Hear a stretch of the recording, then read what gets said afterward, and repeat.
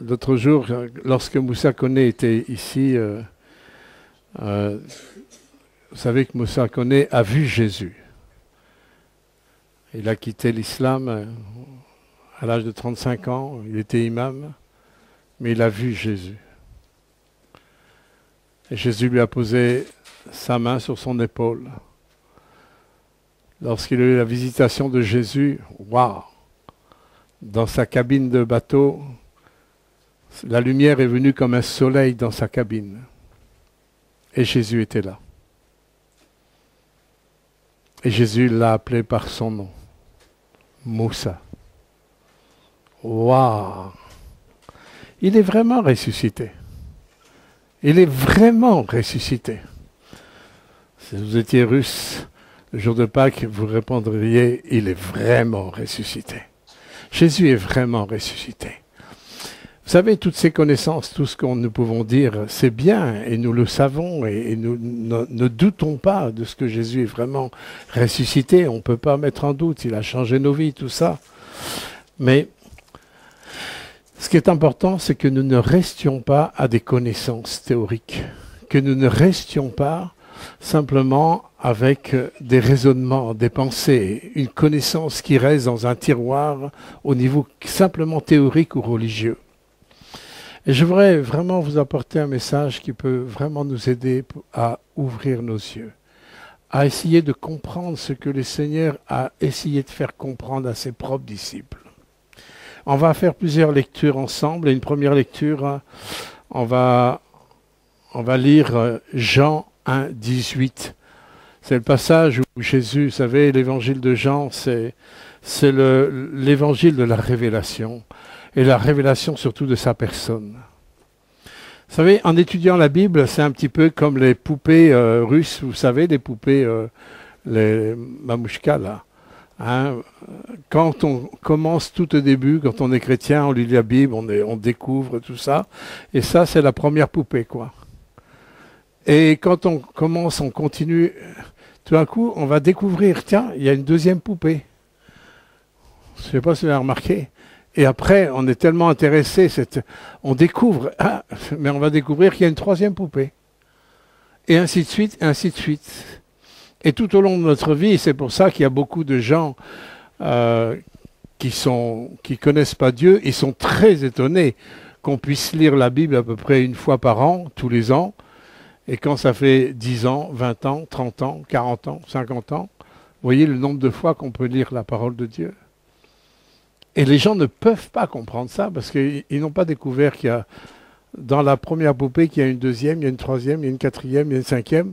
Et quelque part, c'est une source infinie de richesse. C'est une mine d'or. Et nous sommes, je suis convaincu, qu'au seuil. Nous sommes qu'au seuil de ce que le Seigneur nous a encore préparé. Et là, j'aimerais que nous puissions découvrir peut-être une deuxième poupée ou une troisième, je ne sais pas, pour certains, mais essayer de comprendre ce que le Seigneur a essayé de faire comprendre à ses apôtres. Et comme je dis, l'évangile de Jean, particulièrement, toute la Bible est là pour nous révéler Christ. La Bible est christocentrique depuis la première page à la dernière, mais particulièrement dans l'évangile de Jean, Jésus va mettre l'accent pour révéler vraiment ce qu'il est. Il est le Verbe incarné, etc. Il est la lumière, hein. Il est le pain de vie, il est la vigne, etc. Il est tout ça, il est le bon berger, etc. C'est vraiment un évangile de révélation. Et dans cette révélation, Jean dit au chapitre 1, verset 18, « Personne n'a jamais vu Dieu. » Personne. Le Fils unique qui est dans le sein du Père est celui qui l'a fait connaître. Il n'y a que Jésus, il n'y a que Jésus qui a vu le Père. Mais il est bien dit, de façon claire, personne n'a vu Dieu. Et le message que je donne ce matin, c'est un petit peu une continuité de ce que j'ai apporté hier à l'étude biblique, où on a commencé à parler de l'idolâtrie. Et j'ai parlé de la naissance de l'idolâtrie quand l'image du Père, de Dieu, a été brisée dans le cœur de l'homme au moment où l'homme s'est soumis à Satan. Quand Adam et Ève s'est soumis à Satan, il y a l'image de Dieu qui a été brisée en nous. Cette image a été brisée. Et c'est pour ça que tout au long des siècles, ce désir de connaître Dieu s'est toujours manifesté tout au long des siècles, tout au long des civilisations. Et les gens ont toujours, d'une manière ou d'une autre, essayé de chercher Dieu parce qu'il y a un vide. Et comme disait le philosophe Blaise Pascal, j'aime bien cette phrase, il y a dans le cœur de l'homme un vide qui a la forme de Dieu. Mais le problème, c'est que tant qu'on n'a pas découvert Dieu, tant qu'on n'a pas vu Dieu, on va essayer de remplir le cœur de tout, de religion, de secte, de philosophie. Alors, on va essayer de combler par des passions, toutes sortes de passions, par la débauche, par l'argent, par l'orgueil, par toutes sortes de choses. L'essentiel, c'est que nous ne pouvons pas vivre avec du vide, mais on essaye de combler les cœurs, mais on ne se rend pas compte qu'on essaye de remplir un tonneau qui n'a pas de fond. Et c'est pour ça que le monde est dans l'état dans lequel il est. Le monde n'a pas de fond, il essaye de combler par le bien-être, par le plaisir, par toutes sortes de choses.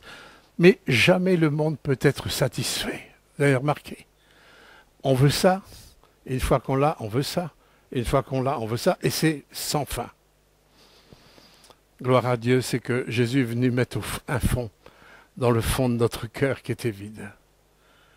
Et ce qui est important, c'est que même nous, en tant que chrétiens évangéliques, que nous ne nous fassions pas d'illusions sur ce Jésus que nous servons.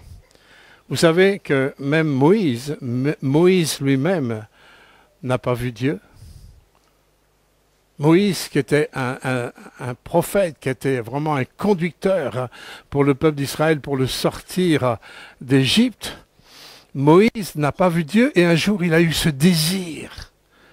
Il a eu ce désir de voir Dieu. Il dit, montre-moi ta face. Et c'est dans Exode 33, 23, Dieu va lui répondre, lorsque je retournerai ma main, tu me verras par derrière. Par derrière. Mais ma face ne pourra pas être vue. Même ce grand Moïse, cet homme de Dieu de l'Ancien Testament, franchement qui était au top, je veux dire, s'il y en a un qui a porté du fruit, c'est bien lui. Il était au top. Mais dans l'Ancienne Alliance, il était impossible de voir Dieu. Ce n'était pas possible. Et dans ce contexte, avec Moïse, Dieu va lui dire, écoute, il va falloir que tu te mettes dans le creux du rocher. Tu vas te mettre dans le creux. Et nous savons, quand on étudie la parole, que le creux du rocher, c'est Jésus. Il est le rocher. Il est le rocher des siècles.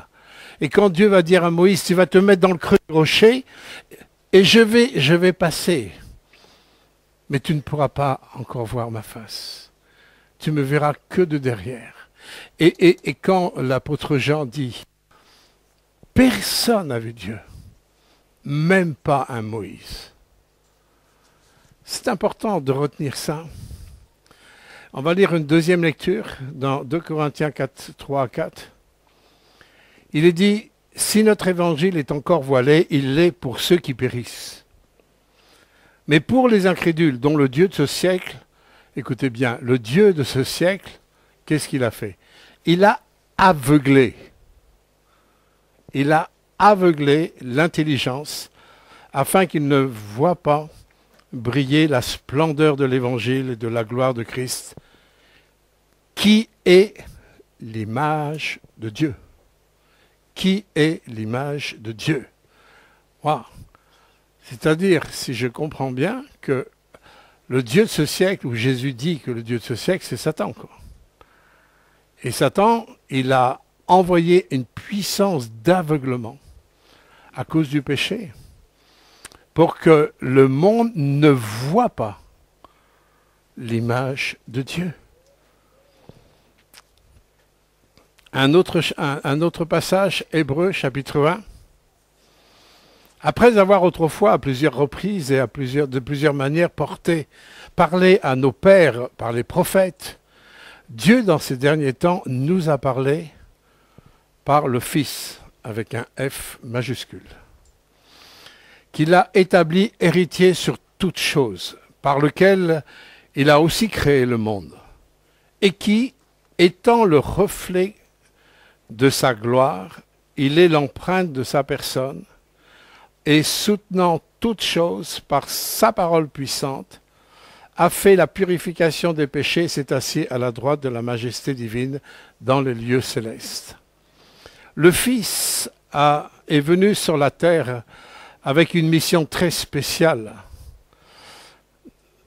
d'accomplir tout ce que les prophètes ont dit sur la personne de Dieu le Père. Tout l'Ancien Testament a été préparé pour annoncer la venue de Jésus. Mais Jésus, il est venu pour concrétiser tout ce que le Père a en réserve pour l'humanité.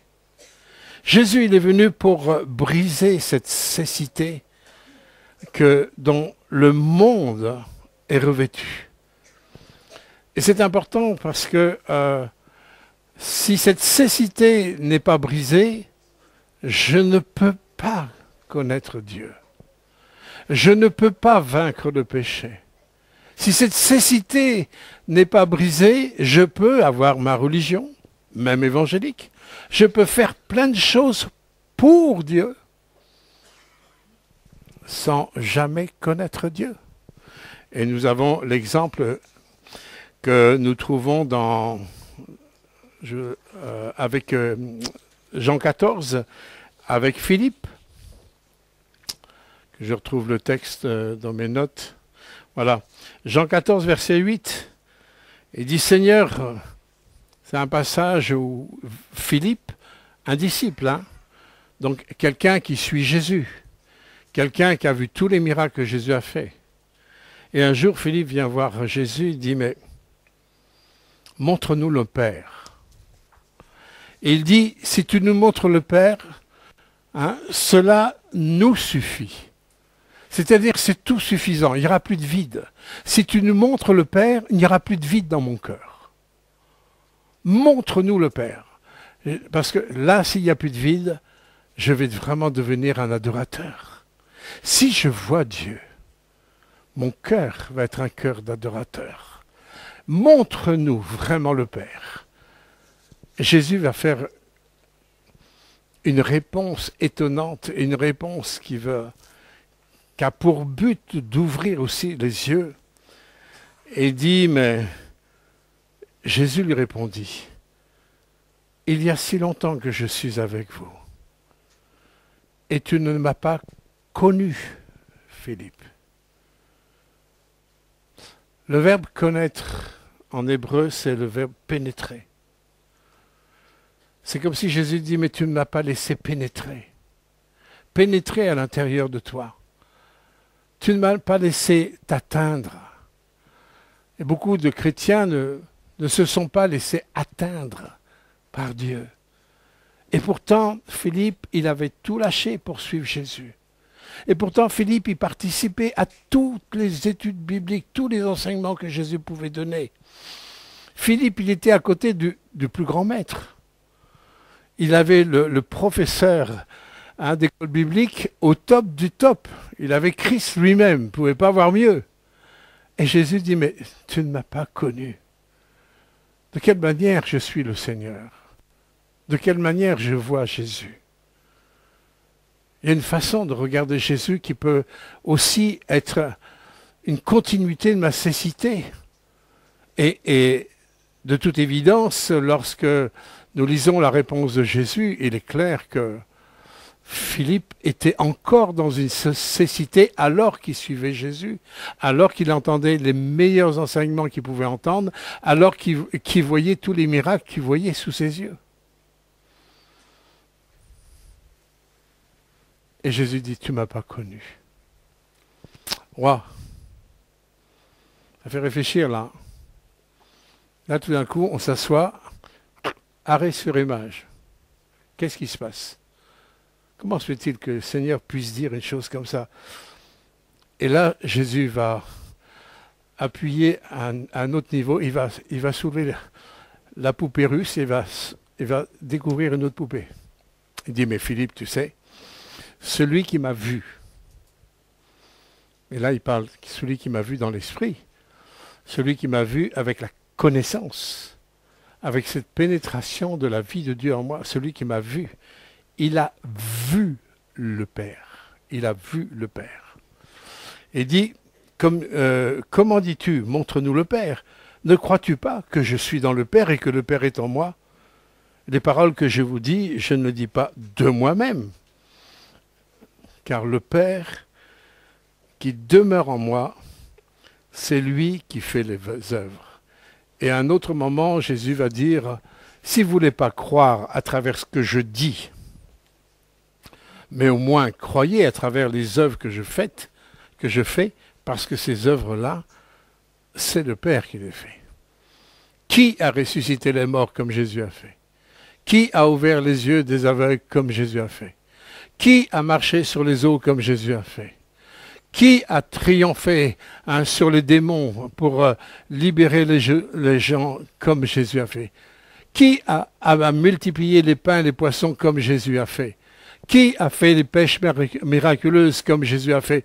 Et on pourrait en étaler comme ça énormément, puisque même il nous est dit s'il fallait qu'on écrive tout ce qu'il a fait, la bibliothèque du monde ne pourrait pas contenir tout ce qu'il a fait. Nous n'avons que ce dont nous avons besoin pour avancer et croire. Donc, il est important que nous comprenions que nous avons eu une marque négative dans notre vie, qui est la puissance de cécité. Alors, qu'il y ait des soifs pour suivre Dieu, merci Seigneur. Mais même cette soif pour suivre Dieu, ce n'est qu'un cheminement, ce n'est qu'une poupée russe où il va falloir soulever pour découvrir l'autre, et encore l'autre, et encore l'autre. Et le Seigneur, c'est ce qu'il va faire dans Jean chapitre 9, où il va opérer un miracle spécial sur la guérison d'un aveugle né de naissance. Et Jésus ne va pas faire ce miracle n'importe comment. Vous savez, il n'y a rien. Alors je sais qu'il y a des personnes qui croient au hasard, mais quand on est chrétien, lorsqu'on a le regard sur le monde visible, sur le monde prophétique, sur le monde démoniaque et tout ça, on ne peut pas croire au hasard. Ce n'est pas possible. Quand on a la connaissance, on ne peut pas croire au hasard, c'est impossible. Et dans la composition du livre de la parole de Dieu, il n'y a pas de hasard. Et quand Jésus faisait les choses, il n'y a rien qui a été laissé au hasard. Si ceux qui traduisent la Bible à partir de l'hébreu, je peux vous dire, ceux qui connaissent bien l'hébreu, chaque lettre n'est pas du hasard. Chaque point, un trait de lettre n'est pas du hasard. C'est pour ça que Jésus dit, on peut pas, même un trait de lettre ne sera pas touché. Il n'y a rien qui est laissé au hasard avec le Seigneur. Et la façon dont le Seigneur va opérer un miracle, la façon dont les circonstances dans lesquelles il va agir, ça va être des circonstances spécifiques. Il y a symboliquement, prophétiquement, il y a des messages divins pour que nos yeux s'ouvrent. Il y a des messages pour que nos yeux s'ouvrent. Et l'histoire de ce miracle de l'aveugle né, l'aveugle de naissance, c'est dans un contexte de la fête des tabernacles, la fête des tentes. Dans les traditions juives, lorsqu'il y a la fête des tentes, il y a des choses qui sont mises en avant, comme on va rappeler la lumière qui nous rappelle la conduite avec la nuée, la nuée pour la nuit, la colonne de feu pour la nuit et la nuée pour le jour, où cette lumière a conduit le peuple d'Israël à travers le désert pour les conduire jusqu'au pays promis. On va se rappeler, et on va aussi se rappeler au niveau de l'eau. Lorsque le peuple avait soif, Dieu lui avait dit de prendre un bâton et de frapper le rocher. Et il a frappé le rocher, et du rocher, il est sorti de l'eau pour pouvoir abreuver le peuple. Et nous savons, dans cette première intervention, que ce rocher, c'est Christ qui a été frappé. Et lorsque Dieu, une deuxième fois, lui a demandé, pas de frapper le rocher, mais de parler au rocher. Mais que Moïse, dans sa précipitation, il a frappé le rocher. Moïse, on pourrait dire, il a commis là un péché, il a désobéi à Dieu. On pourrait dire, c'est pas grave. Au lieu de donner un coup de bâton sur le rocher, il a juste parlé. Oui, la gravité. Si, c'était grave. Parce que Dieu lui demandait de faire des actes prophétiques. Et Jésus n'avait pas besoin d'être frappé une deuxième fois. Simplement, il avait besoin de parler. Et la parole était suffisante parce qu'elle était rendue vivante, parce qu'elle avait été frappée une première fois. Et à cause de ça, Moïse n'a pas pu rentrer en pays promis. Par la suite, il y était avec Jésus-Christ, avec Élie, mais ça c'est autre chose. Vous comprenez, Moïse n'a pas été rejeté, d'accord. Mais simplement pour vous faire voir que les actes prophétiques ont leur importance.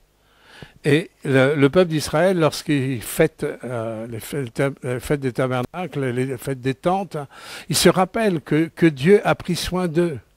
Il a pris soin d'eux à travers qui? À travers Christ. La lumière, c'est qui? C'est Christ. Il est la lumière du monde. Hein? L'eau, c'est qui? Et le rocher frappé, c'est qui? C'est encore Christ. Donc, bon, les Juifs ne savent pas ça a un rapport directement avec Christ. Mais nous savons que c'est Christ. Et c'est dans ce contexte-là, dans ce contexte de fête, où on va commencer à lire notre histoire de la guérison de cet aveugle. Alors, on va ouvrir la parole de Dieu dans Jean chapitre 9, versets 1 à 7. C'était l'introduction pour que vous puissiez comprendre la suite. Jean chapitre 9, verset 1 à 7, il est dit « Jésus vit un passant, un homme aveugle de naissance. » On va déjà s'arrêter là. Jésus voit, en passant, il voit un aveugle de naissance. Ce qui est important, c'est que Jésus voit ce que nous ne voyons pas. Alors, pour ceux qui sont atteints de cécité, vous avez quand même une espérance, c'est que Jésus vous voit, lui. Même si vous ne le voyez pas, lui, il vous voit. Et Jésus, il a vu cet aveugle.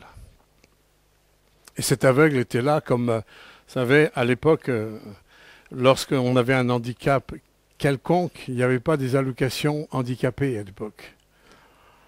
Quand on était handicapé, on était forcément un mendiant, sauf si on faisait partie d'une famille riche. Mais pour pouvoir manger, pour pouvoir survivre, c'est plutôt de la survie, il fallait être un mendiant. En Afrique, c'est comme ça encore. Moi, j'ai vu beaucoup de mendiants en Afrique qui vivent de mendicité, ils ne peuvent pas faire autrement, ils n'ont pas d'allocation. Mais ce qui est important, c'est que si nous ne voyons pas Christ, déjà dans un premier temps, c'est que le Seigneur, lui, nous voit. Et on va lire la suite. Au verset 2, il dit « Ses disciples lui firent cette question. Rabbi. » Je vais m'arrêter avant de continuer. C'est important la question que Dieu va permettre cette question au niveau des apôtres. Et Jésus, il va s'arrêter sur cette question, vous allez voir, parce que c'est cette question-là qui va soulever le voile de la vraie mission de Jésus-Christ pour l'humanité.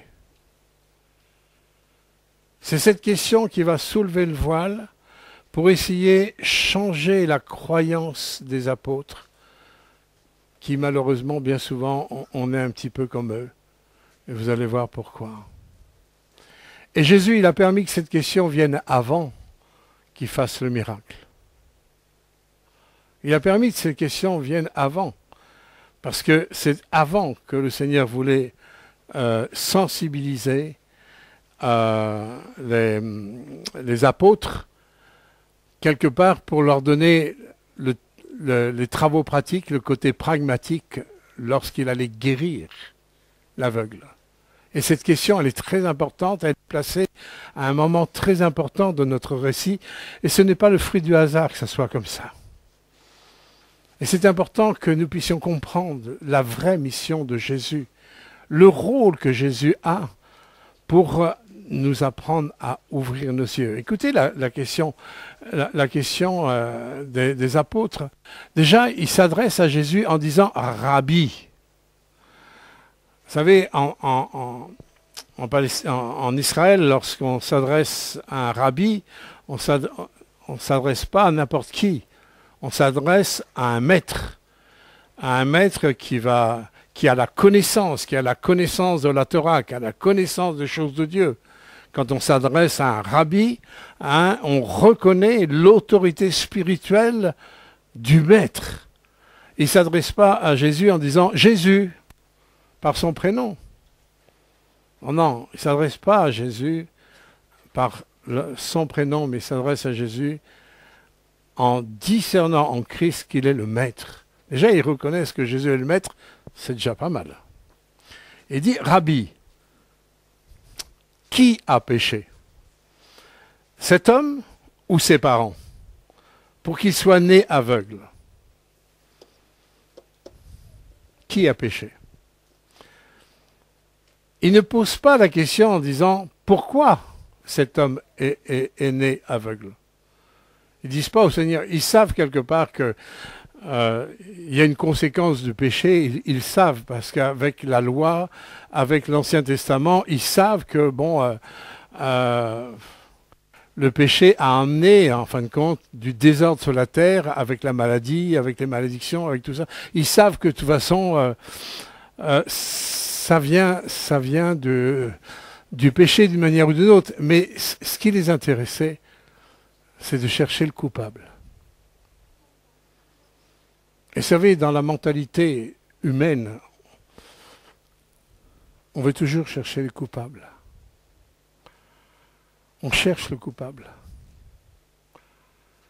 Et là, ils cherchaient le coupable. Il y a forcément un coupable.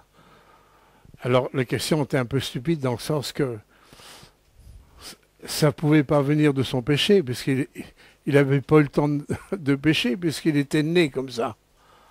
Quel moment il aurait péché, le pauvre? Alors bien sûr, il y a le péché, il était héritier du péché originel, d'accord, mais lui, il ne pouvait pas être la cause de sa cécité, puisque il était né comme ça.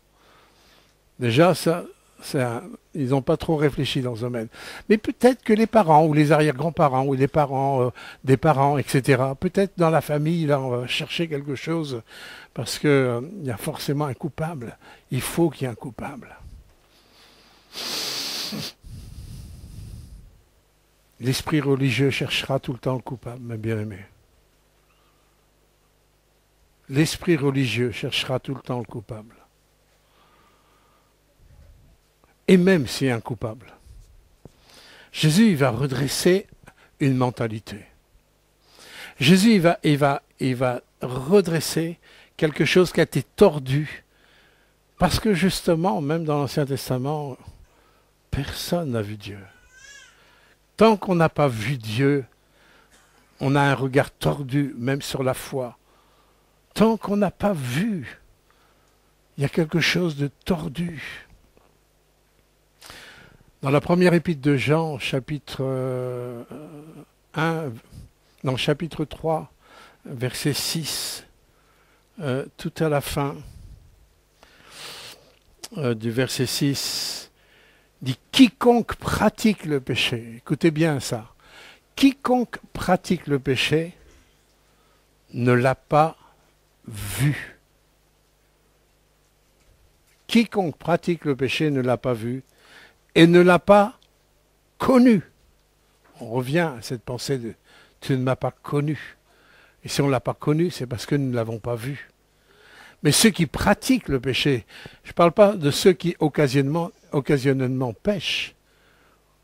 Cette fois, le juste tombe et se relève, voyez. Mais il parle d'un état d'esprit. Celui qui pratique le péché, celui qui est dans le péché, c'est parce qu'il ne l'a pas vu. Si l'humanité entière pouvait le voir, il n'y aurait plus besoin de budget militaire si nous pouvions tous le voir. En ce moment, que ce soit en Ukraine ou que ce soit en Israël, si les Palestiniens pouvaient voir le Maître, si les Juifs pouvaient voir le Maître, le traité de paix, il serait signé tout de suite. Tout de suite. Simplement la façon dont je le vois. Et comme nous avons une vue qui est faussée, ça crée des problèmes. Chacun a son Jésus. Chacun a son Dieu. Et c'est ce qui provoque, c'est ce qui a provoqué tout au long de l'histoire des guerres de religion. Et lorsqu'on parle de Dieu, les gens nous ramènent, oui, mais regardez ce que la religion a fait. Il y a eu des bagarres et ça continue encore maintenant. Ben, c'est normal. Ils ne l'ont pas vu. Ils ne l'ont pas connu. Mais la religion n'a rien à voir avec l'image de Dieu. La religion n'a rien à voir avec l'image de Dieu. Le problème, c'est qu'on a fait de Dieu, comme on ne l'a pas vu, on a fait de lui une religion avec des lois qui accusent, des lois qui condamnent. Il ne faut pas ceci, il ne faut pas cela, interdit de faire ça, interdit de faire ça. Jésus, il va redresser une mentalité, je dirais, vraiment dysfonctionnelle et je dirais meurtrière. Jésus, écoutez sa réponse. Ce n'est pas que lui ou ses parents aient péché, mais c'est afin que les œuvres de Dieu soient manifestées en lui. C'est afin que les œuvres de Dieu soient manifestées en lui. En quelque sorte, Dieu n'est pas venu pour condamner. Il n'est pas venu pour juger le péché et les conséquences du péché. Il est venu porter sur lui le péché. Il a porté en lui toutes les conséquences du péché. Et c'est bien pour cela que Jésus a été crucifié. C'est bien pour cela que Jésus a été meurtri. C'est bien pour cela qu'il a été abandonné, il a été rejeté, il a été maltraité. C'est bien pour cela qu'on lui a mis sur la tête une couronne d'épines qui est le symbole de la malédiction qui a été proclamée sur l'humanité. C'est bien pour cela que Jésus, il va changer un état d'esprit, l'esprit religieux qui condamne, qui juge, pour apporter un autre regard. Et il dit, dans sa réponse, « Il faut que je fasse, tandis qu'il est jour, les œuvres de celui qui m'a envoyé, il faut. » Ça vous rappelle rien, ça, dans l'évangile de Luc, où le Seigneur, dans Luc 2,49, lorsque Jésus était enfant, il était resté sur Jérusalem, ses parents sont revenus chercher Jésus, au bout de 2 jours, 3 jours, je me souviens un peu exactement. Et quand les parents étaient tout affolés de voir Jésus, au bout de 2-3 jours qui était perdu, quand ils l'ont trouvé, ils disent « Mais qu'est-ce que tu fais de ça ?» Mais Jésus a répondu, il devait avoir 12-13 ans à peu près à l'époque, « Mais ne savez-vous pas qu'il faut que je m'occupe des affaires de mon Père ?» Et nous retrouverons la même pensée. Ici, nous retrouvons absolument la même pensée. C'est-à-dire que toutes les préoccupations de Jésus, la vie de Jésus, le planning de Jésus, les rencontres de Jésus, rien n'était en dehors de ce que Dieu le Père avait fixé pour lui. Il n'était pas en dehors du cadre divin. Il n'était pas en dehors du plan de Dieu, de son Père. Mais c'est impératif. Et qu'est-ce qu'était cette œuvre que Dieu voulait faire? Parce que derrière cet aveugle né de naissance, Dieu voit toute l'humanité qui est aveuglée. C'est l'humanité entière qui est aveuglée. Derrière cet aveugle de naissance, voilà, Dieu va révéler sa mission. C'est d'ouvrir les yeux des aveugles. Pas que les aveugles qui ont une cécité physique, biologique, mais les aveugles qui ne voient pas Dieu. Voilà ce que Dieu est en train de révéler à ses défis. Je ne suis pas venu pour juger, pour condamner. C'est celui qui ne croit pas qui est jugé et condamné, parce qu'il ne croit pas que je suis venu apporter la dimension de ma grâce pour que vos yeux s'ouvrent. Et regardez, lorsque Saul de Tarse, lorsqu'il s'est converti, eh bien Dieu lui a fermé les yeux. À la fois, il lui a ouvert les yeux spirituels. Hein? Qui es-tu, Seigneur? Je suis ce Jésus que tu persécutes. Je ne sais pas si vous imaginez, c'est plusieurs années après la crucifixion, où Saul de Tarse a persécuté l'Église. On a l'exemple dans Acte 7 avec Étienne. Il a prouvé le meurtre de Traîne et tant d'autres. Hein. Alors sur le chemin de Damas, il a encore cherché des prisonniers pour les condamner. Il a du sang sur la main. C'est un pécheur. Et c'est un meurtrier. Mais il était aveugle. Il voyait pourtant, mais il était aveugle. Et quand Jésus dit, répond à la question de Saul, qui es-tu, Seigneur? Je suis. Le je suis qu'on retrouve. Le grand je suis. Jésus, que tu persécutes. Il aurait pu dire, mais moi, je ne t'ai jamais persécuté, j'ai persécuté les chrétiens. Mais Jésus a dit que si on vous touche, on le touche. Waouh! Si on vous touche, on le touche. Il est absolument identifié à notre vie. Il s'y est identifié.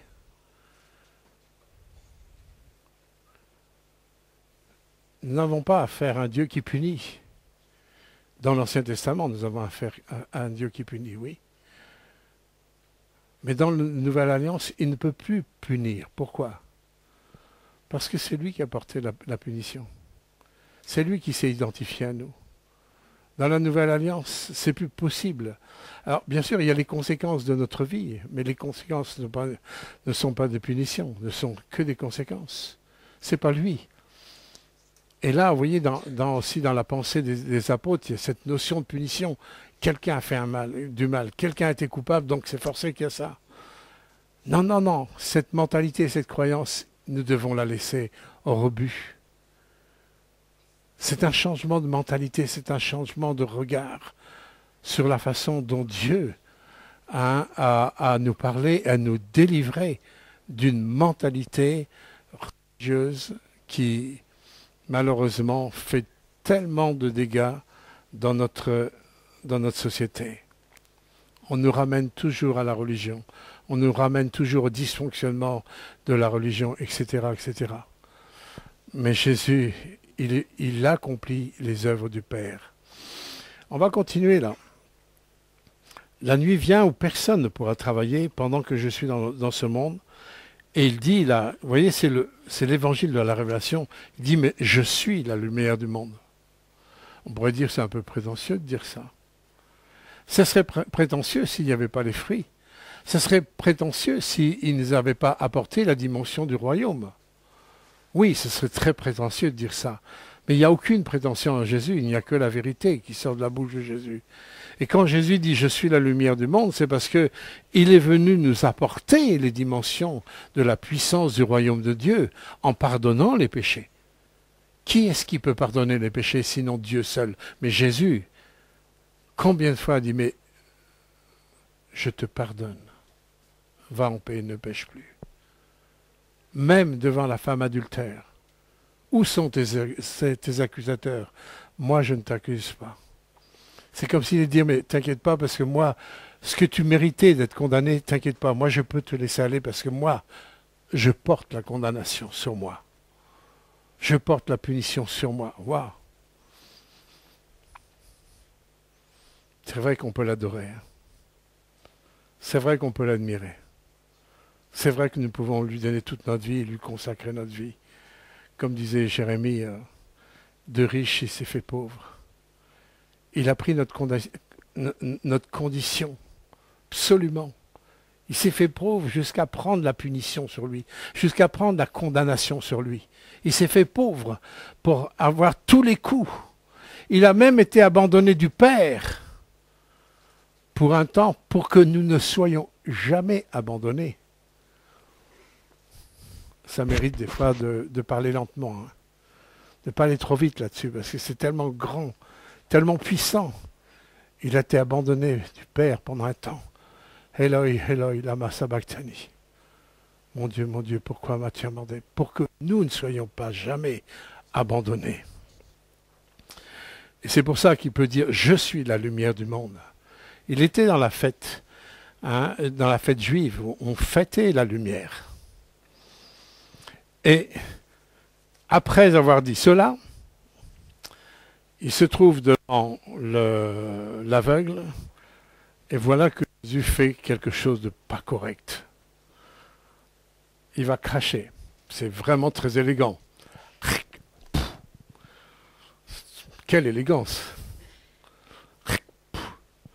Mais il fait de la boue. Et vous savez comment Dieu nous a créés. Dieu nous a créés en faisant de la boue aussi. Hello. Le rappel, le message, dire « Je suis le Créateur ». N'oubliez pas, c'est moi le Créateur. Personne d'autre. Je suis le Créateur.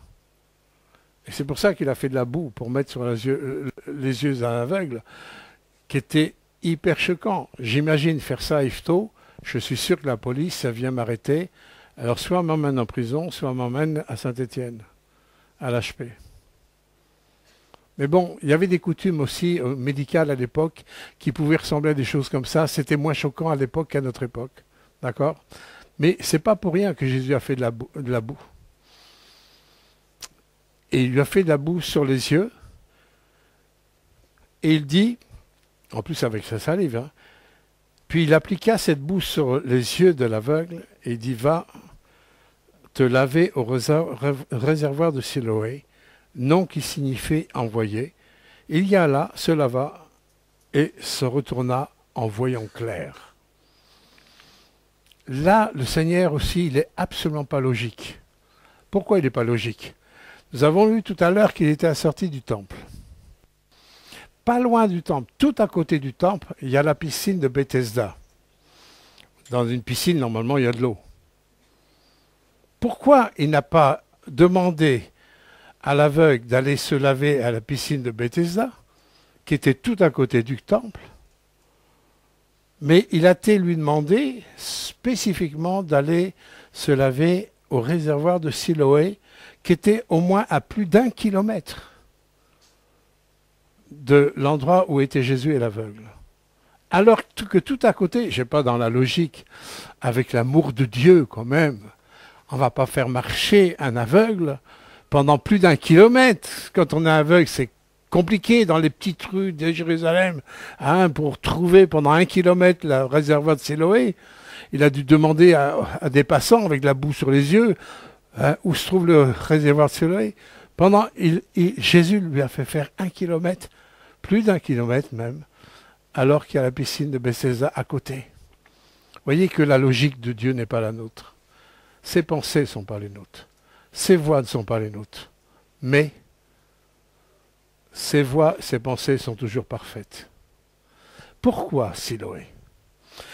Le réservoir de Siloé avait été construit sous le temps du roi Ézéchias pour être connecté à une source extérieure en cas d'envahissement de Jérusalem et tout ça, pour avoir de l'eau qui vient de l'extérieur. Et ce qui est étonnant, c'est que Siloé signifie envoyé. Qui est l'envoyé dans la Bible? Répondez-moi. Qui est l'envoyé? Qui est l'envoyé?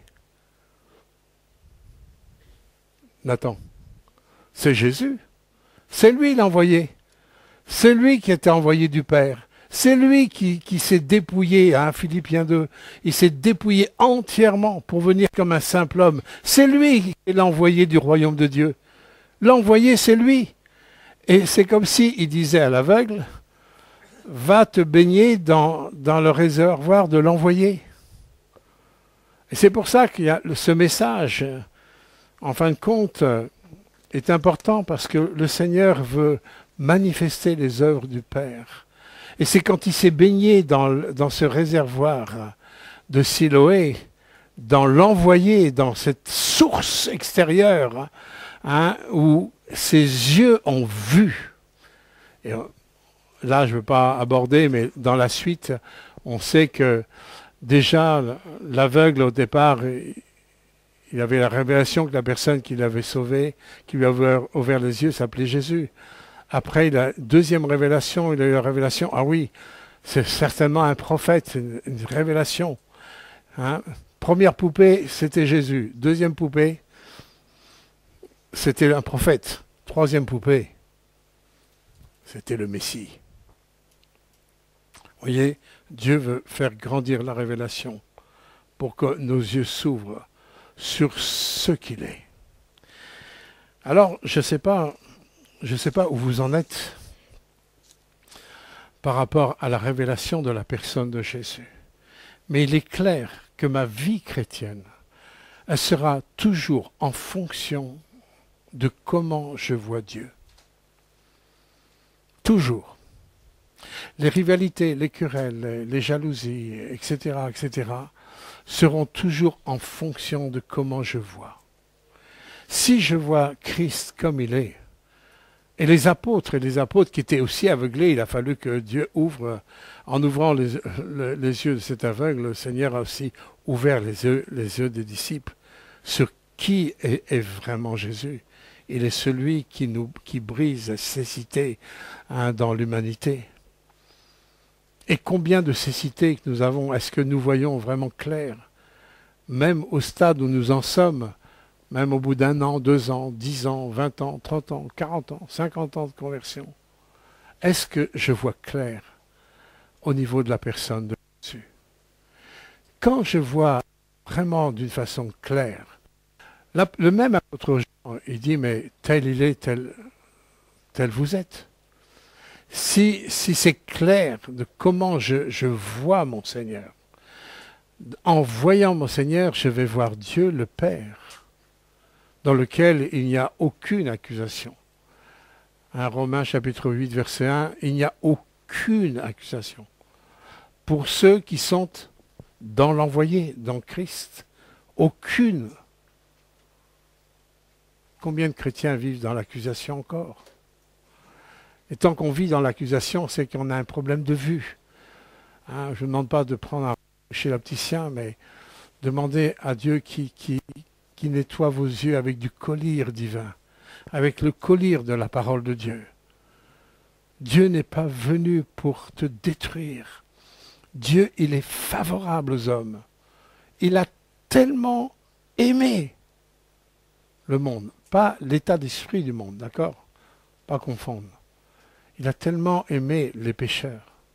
On pourrait dire ça comme ça.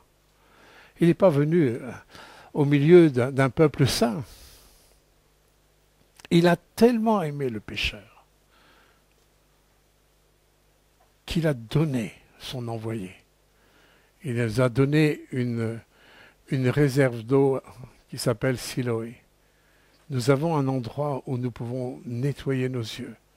Siloé, dans l'envoyé. Nous avons vraiment de quoi voir clair. Nous avons vraiment de quoi voir clair. Le cœur du Père se manifeste à travers le cœur de Jésus. La patience du Père se manifeste à travers la patience de Jésus. Le côté éducatif, spirituel se manifeste à travers toute l'éducation que Jésus a donnée à ses apôtres. Nous voyons le Père à travers le Fils. Et c'est pour ça que la Bible nous dit toujours avec l'apôtre Jean, mais celui qui n'a pas le Fils, il ne peut pas avoir le Père. C'est pas possible. Et je dis ça à nos amis musulmans. Ils ne peuvent pas avoir le Père parce qu'ils refusent le Fils. Et à partir de là, nous n'avons pas le même Dieu. S'ils n'ont pas le même Père, on ne peut pas avoir le même Dieu. Vous comprenez ça? Ils ne peuvent pas. Parce que c'est le Père qui nous est révélé par le Fils. C'est le Père qui nous révèle son cœur, son amour. Il ne veut pas que le pécheur périsse, mes bien-aimés. Je ne sais pas où vous en êtes sur la façon de voir Christ. Si vous bagarrez encore avec vos péchés, si vous bagarrez encore avec la culpabilité, si vous bagarrez encore avec les accusations d'une manière ou d'une autre, c'est qu'il vous manque un regard sur ce qu'il est. Ce n'est pas pour rien que le psalmiste a écrit, je crois que c'est dans le psaume 34, quand on tourne vers lui les regards, quand on tourne vers lui les regards, et pour tourner les yeux vers lui, nous sommes obligés d'avoir une vue horizontale, verticale. J'ai ma vue qui est verticale, oui. Mon visage ne se couvre plus de honte. Il a porté ma honte. Qui est-ce qui n'a pas un manteau de honte dans sa vie à cause du péché? Qui? J'ai envie de dire personne. Mais il a porté ma honte. Il a porté toute la punition, toutes les conséquences du péché, il les a portées sur la croix. J'aimerais dire ce que Jésus nous dit dans Matthieu 11, 28. « Venez à moi, vous tous qui êtes fatigués, chargés,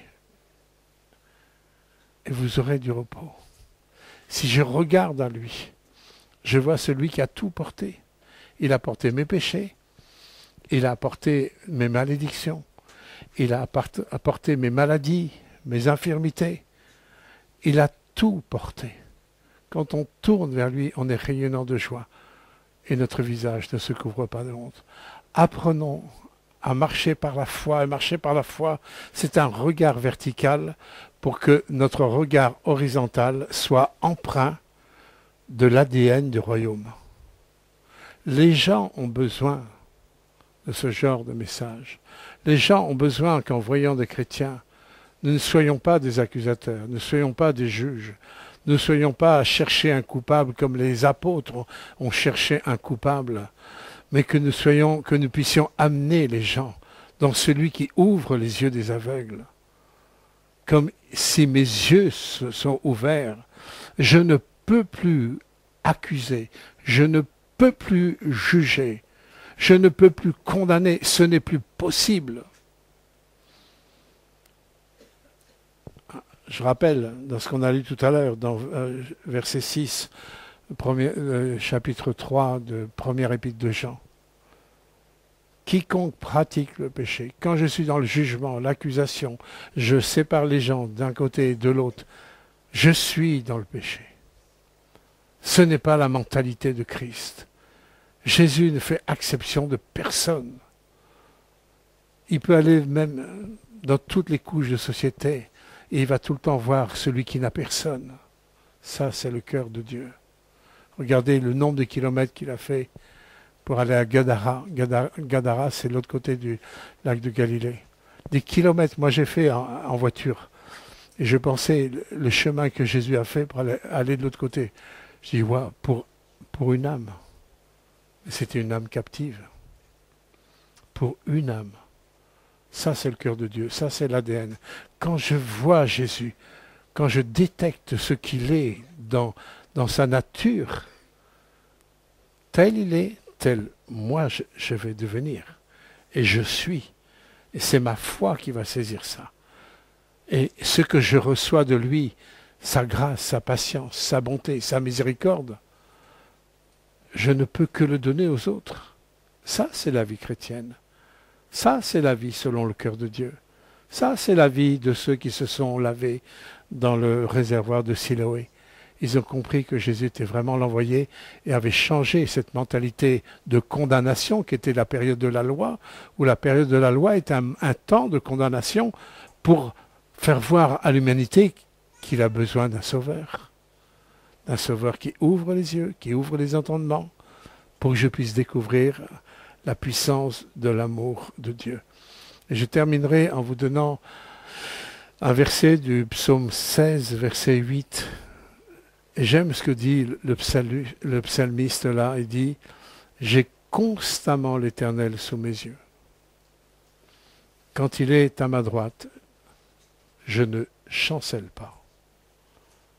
Mais on ne chancelle pas qu'à condition, parce qu'il y a toujours une condition, d'avoir l'Éternel constamment sous mes yeux. Vous savez, hier, je partageais avec quelqu'un, quand Dieu nous parle de prier sans cesse, il n'est pas question d'être à genoux dans la prière 24 heures sur 24, c'est pas possible. Matériellement, c'est pas possible, et pourtant la Bible nous dit ça. Mais la prière sans cesse, c'est quoi? Je vais vous poser une autre question. Qui est-ce qui est déjà amoureux? Peut-être ça, on va bien se retrouver. On a déjà été amoureux, non? Non? Tout d'un coup, on a le grand amour. Une femme pour un homme ou un homme pour une femme. Est-ce que vous vous êtes donné comme ligne de conduite, maintenant il faut que je pense à lui ou à elle. Faut pas que j'oublie de telle heure à telle heure. Oui, il faut que je pense à lui. Non. C'est quelque chose qui vous absorbe. Vous n'avez même aucun effort. Vous n'avez pas remarqué pour ceux qui ont connu ça? J'espère que vous connaissez encore. Hein. Vous n'avez même aucun effort pour penser à l'autre. Pourquoi? Parce qu'il y a une ramification qui s'appelle l'amour. S'il y a cette ramification où j'aime Jésus, et Jésus donne la définition de cet amour, il dit, celui qui m'aime, il va garder ma parole, il va serrer sa parole sur son cœur, comme il est dit au niveau du jeune homme, afin qu'il ne pêche pas. On va garder sa parole. Et sa parole me manifeste son amour. Et si j'aime Jésus et je sais que je suis aimé par lui, je n'ai pas d'effort à rester dans un état d'esprit de prière. Je n'ai pas d'effort pour penser à lui. À tout instant, je suis devant un choix, je suis au travail, je suis dans la rue, je fais mes courses, je suis avec Pierre, Paul, Jacques ou Jean. À tout moment, j'ai ça pour dire, Seigneur, qu'est-ce que tu ferais toi? Comment tu penserais là? Je peux parler, dialoguer avec lui. Je suis dans un état d'esprit permanent. Vous voyez, il faut surtout que cette ramification qui repose sur son amour ne soit pas coupée. Je lui donnais ma vie. C'est pour ça que je ne peux pas donner à moitié ma vie. C'est pas possible. Jésus n'a pas donné sa vie à moitié. Et lorsque je me suis engagé, soit dans les eaux du baptême, ou ce rappel de cette identification à ce que Jésus a fait au moment de la Sainte Seine, je ne peux pas donner à moitié ma vie, c'est pas possible. C'est tout ou rien, comme les enfants disent, donner c'est donner, reprendre c'est voler. Ne soyons pas des voleurs à l'égard de Dieu. Quand je lui donne ma vie, je lui donne vraiment ma vie, elle lui appartient. Ça veut dire que c'est lui qui est le propriétaire. Il est le propriétaire. Et je suis tellement heureux que ce propriétaire n'est pas là pour me condamner, pour m'accuser. Il est là pour m'ouvrir les yeux. C'est sa mission. Il est là pour que nous fassions ensemble l'œuvre du Père. Que ensemble, nous puissions être concentrés sur tous les besoins de ce monde qui ne connaît pas pour l'instant, qui sont dans l'aveuglement. Que toute ma vie lui soit donnée et que je sois constamment connecté à sa pensée pour dire, mais comment, Seigneur, je peux toucher ces âmes qui ne te veulent pas? Moi, je ne voulais pas de Dieu. Vous connaissez mon témoignage, j'étais un anti-Dieu. Vous connaissez tous mon témoignage, j'ai été un anti-Dieu. Ça n'a pas empêché Dieu de venir me chercher à un moment stratégique dans ma vie. À tout moment, il y a des gens qui sont peut-être à 2 doigts du suicide. Souvenez-vous de Denis, là, qui n'est pas là aujourd'hui, mais a été le chercher le jour où il voulait. Wow. Ça c'est divin, ça. Dieu veut utiliser ta vie. Pas simplement en étant assis dans un banc, dans un 4 murs d'église. Mais il veut que tu sois l'église. Dans les 4 coins cardinaux de la terre. Au nord, au sud, à l'est, à l'ouest. Ça appartient à la mission de l'Église d'annoncer Jésus-Christ. C'est notre mission. Venons à lui et livrons-nous complètement à lui, afin que nous puissions constamment avoir les yeux fixés sur l'Éternel et ne pas chanceler là, je vais avoir quelque chose à apporter à ce monde qui est encore dans la cécité. Que nos yeux s'ouvrent, que nos yeux s'ouvrent. Nous te remercions, Seigneur, de ce que tu es celui qui est venu ouvrir nos yeux sur ton cœur, sur la dimension de ton amour, la dimension de ta grâce. Tu aurais pu nous laisser dans nos conditions, Seigneur, mais tu as depuis toujours de venir à notre secours. Tu es un secours qui ne manque jamais, jamais, jamais dans la détresse. Tu es un secours qui ne manque jamais dans la détresse. Nous puissions refléter ton cœur dans ce monde de ténèbres. Tu as dit que tu étais la lumière, mais tu as dit aussi que tu fais de ton Église la lumière. Et que nous marchions vraiment, Seigneur, dans cet ADN du royaume, pour refléter, Seigneur, ton cœur dans ce monde qui a tellement besoin de toi. Voici nos vies, Seigneur, ce matin. Pardonne-nous d'avoir été bien souvent comme les apôtres, avec le jugement, l'accusation. Demandons pardon, Seigneur, de tout notre cœur ce matin. Et voici nos vies, Seigneur, sur l'autel. Fais de nous ce que tu veux. Que ta soit faite sur la terre comme au ciel. Ton règne vienne à travers la clarté sans dont nous te voyons. Dans le nom de Jésus.